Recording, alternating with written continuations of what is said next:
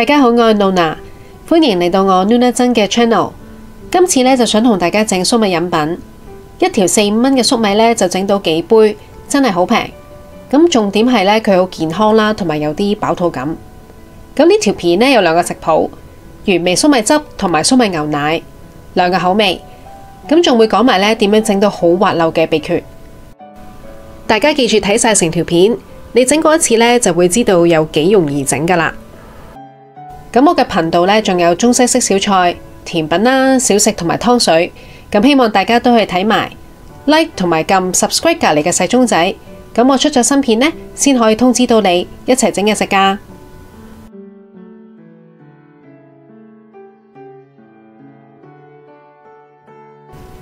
咁整之前呢，我哋一齊去 shopping 買材料先。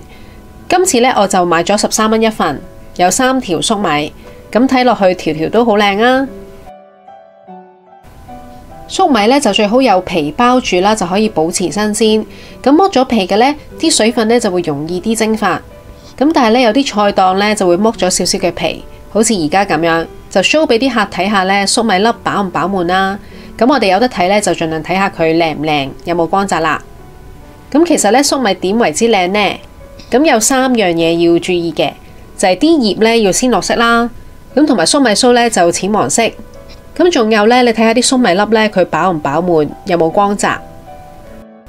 唔靚嘅粟米粒呢，就係咁嘅樣啦。你見到呢，有啲凹咗落去，代表個水分呢就已經流失咗啦。整呢2款飲品呢，主角當然係粟米啦。咁你買完粟米之後呢，基本上呢就冇其他嘢要買啦。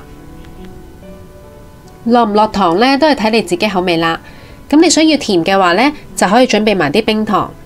咁冰糖呢，就叫清潤滋陰，幫我哋呢改善咽喉乾燥、乾咳啦，同埋皮膚乾燥引起嘅細紋。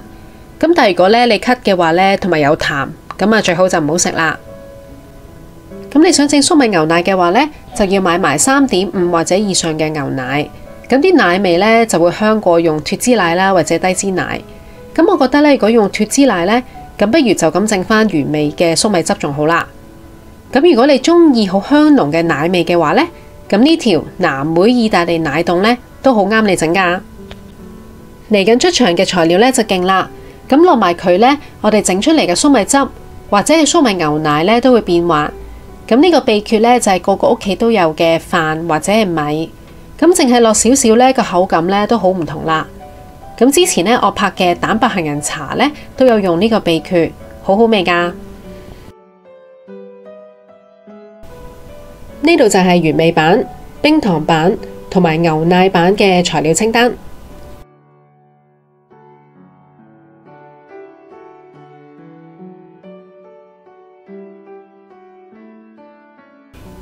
咁我哋點樣拆啲粟米粒好呢？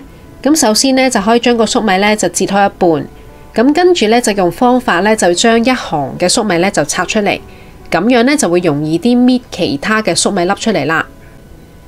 你可以用叉啦，或者係羹啦，去將佢拆走一行嘅粟米。咁我而家嘅方法呢，就係將把鉸剪啦，直接塞入去個粟米芯嘅中間，咁然後呢，將佢慢慢咁樣擰開，咁就再將佢拆開咗2半啦。咁之後呢，就用手呢，好輕易咁樣呢，就將啲粟米粒呢，就剝落嚟。咁樣嘅剝法呢，就可以保留翻呢每一粒嘅粟米呢，都好完整，就唔會爛噶啦。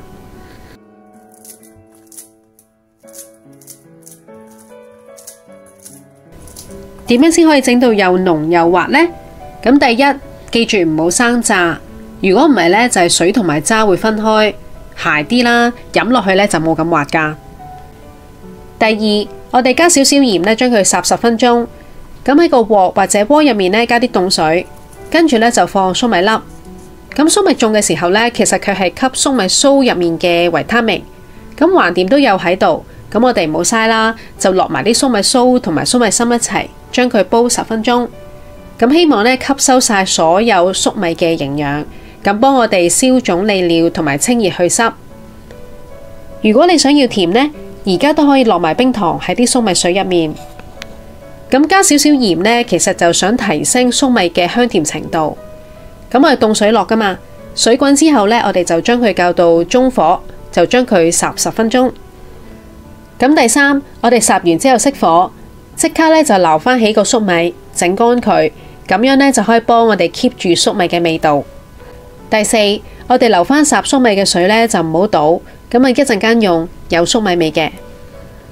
第五，我哋普通嘅攪拌機咧可以落啲飯落去啦，但因為有啲攪拌機啊、養生機或者破壁機咧，就可以由生煮到熟，咁啊再打磨。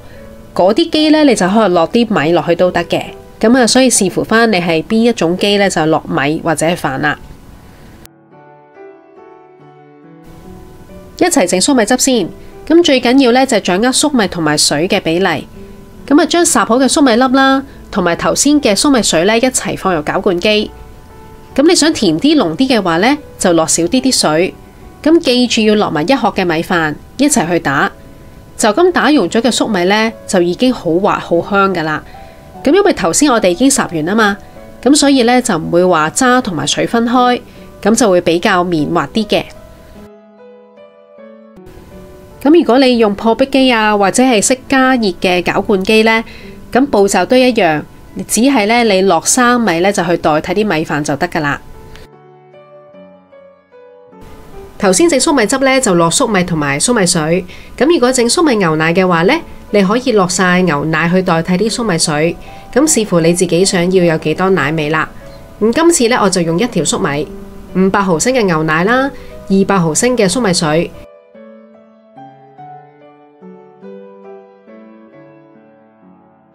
咁記住咧，最後加返啲米飯。咁呢個呢，就係整粟米汁好滑嘅關鍵啦。我就大概打去5-6分鐘，咁就視乎返你自己嘅機呢，就決定返要打幾耐嘅時間啦。咁你一打開呢，都已經聞到好香嘅粟米味啦。咁你想口感再滑啲嘅話呢，就攞個篩將佢過濾一下。但係小朋友飲呢，就可以其實唔使將佢隔渣。咁啊，等佢哋食埋啲粟米嘅渣啦，啲粗糧，咁可以幫佢哋腸道吸收噶。我哋啲粟米咁新鮮呢，最好即刻整呢，就即刻飲啦。但有時呢，可能真係整得太多飲唔晒，想第二日飲嘅話呢，最好呢，第二日呢，就係隔水燉，或者將佢蒸翻熱，咁就唔會渣還渣，水還水，仲可以保持翻個綿滑嘅感覺噶。打好晒之後，咁倒出嚟之前呢，就將啲泡泡筆走。粟米呢有5大營養好處，第一就係高纖維，幫我哋飽肚同埋益腸。佢嘅糖分呢就比其他綠葉菜高嘅，但其實每一條嘅糖分呢都係講緊蘋果嘅1/3。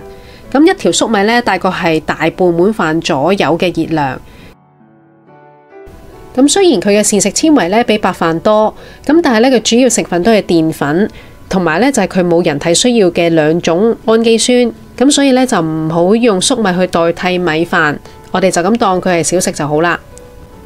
咁第二啦就係高蛋白啦，第三就係佢高鉀，可以幫我哋防水腫同埋高血壓嘅。咁第四呢，就係佢有葉黃素同埋玉米黃素，幫我哋護眼啦，預防眼嘅疾病啦，白內障啊或者係老年嘅黃斑病變。咁第五呢，就係佢有豐富嘅維他命。